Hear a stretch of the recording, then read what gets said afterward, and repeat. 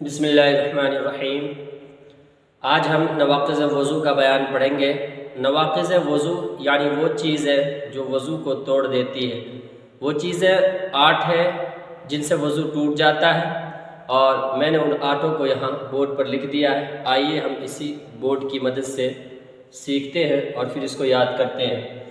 Number 1، پاخانہ پیشاب کرنا یا ان دونوں راستوں سے کسی اور چیز کا نکلنا۔ سب سے پہلے شرمگاہ سے، دونوں ہی شرمگاہ سے کوئی چیز نکلتا ہے، پیشاب، پاخانہ یا خون، کیڑے وغیرہ کوئی بھی چیز نکلے تو وہ سب ناقض وضو ہے۔ ان تمام چیزوں سے وضو ٹوٹ جاتا ہے۔ نمبر 2، ریح یعنی پیچھے سے ہوا خارج کرنا، پیچھے سے ہوا کا نکلنا، یہ بھی ناقض وضو ہے، اور اس کو الگ سے خاص طور پر بیان کیا چونکہ یہ بہت عام ہوتا ہے۔ نمبر 3، بدن کے کسی بھی حصے سے خون یا پیپ کا نکل کر بہہ جانا۔ بدن کے کسی حصے سے خون یا پیپ کا صرف نکلنا کافی نہیں بلکہ نکل کر بہہ جائے، وہ اپنی جگہ سے تجاوز کر جائے تو وہ ناقض وضو ہے اور اس سے وضو ٹوٹ جاتا ہے۔ نمبر 4، لیٹ کر یا سہارا لگا کر سو جانا۔ یہاں بھی وہ بات ہے کہ صرف نیند جو ہے ناقض وضو نہیں، بلکہ نیند جو پراپر نیند ہو، جس میں انسان غافل ہو جائے، وہ نیند ناقض وضو ہے، اور وہ اسی صورت میں ہوگا کہ آدمی یا تو مکمل لیٹ کر سوئے یا پھر کسی چیز کا سہارا لگا کر سوئے، تو اس میں بے خبری مکمل پائی جاتی ہے، غفلت مکمل پائی جاتی ہے، اور ایسی صورت میں انسان کب ہوا خارج کر دیتا ہے، کب پیشاب کے قطرات وغیرہ آ جاتے ہیں، ان کا احساس نہیں ہوتا، اس لیے وہ نیند ناقض وضو ہے۔ جو آدمی بیٹھے بیٹھے اونگ رہے ہوتے ہیں، جھوم رہے ہوتے ہیں، اس سے وضو نہیں ٹوٹتا۔ ایسے ہی جو آدمی نماز میں بھی بعض مرتبہ سونے لگتے ہیں تو اس نماز کے اندر بھی اس طریقے پر سونے سے وضو نہیں ٹوٹتا۔ نمبر 5، منہ بھر کر قے کرنا۔ منہ بھر کر قے کرنا بھی ضروری ہے، تبھی وہ ناقض وضو ہے اور تبھی وضو ٹوٹے گا۔ اگر تھوڑے بہت بلغم، تھوک وغیرہ آ گئے الٹی کی شکل میں تو اس سے وضو نہیں ٹوٹے گا، اور منہ بھر کر جب قے آتا ہے تو یہ اس بات کی علامت ہوتی ہے کہ یہ پیٹ سے ہو کر آ رہا ہے، اور پیٹ میں چونکہ گندگی ہے اس لیے وہ وضو کو توڑ دے گی اور اس سے وضو ٹوٹ جائے گا۔ نمبر 5، نماز میں قہقہا مار کر ہنسنا، کھلکھلا کر ہنسنا۔ یہ خاص ہے نماز کے ساتھ۔ اگر کوئی شخص نماز میں کھلکھلا کر ہنستا ہے، آواز سے ہنستا ہے کہ آجو بازو کے لوگ سن لیتے ہیں، تو وہ ناقض وضو ہے۔ نماز کے علاوہ عام بول چال میں، عام حالت میں اگر کوئی ہنستا ہے قہقہا مار کر، کھلکھلا کر، تو اس سے وہ وضو نہیں ٹوٹے گا اور وہ ناقض وضو نہیں ہے۔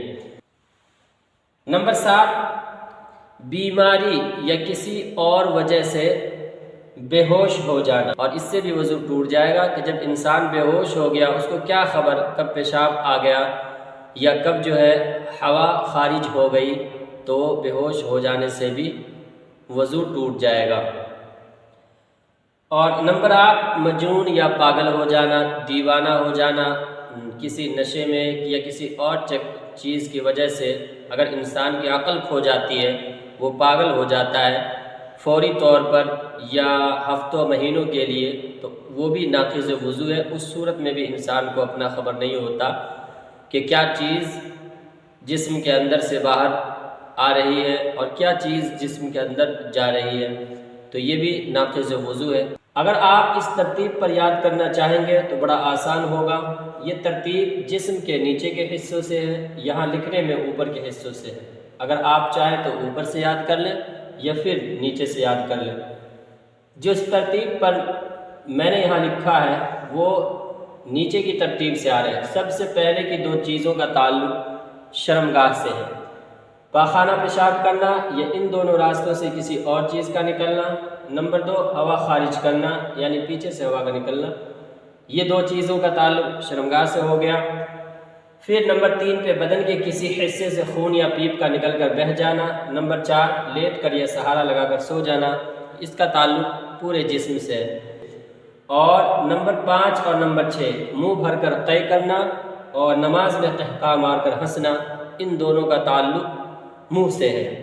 اور پھر تھوڑا اس سے اوپر چلتے ہیں، بیماری یا کسی اور وجہ سے بے ہوش ہو جانا، مجنون یا پاگل ہو جانا، ان دونوں کا تعلق سر سے ہے۔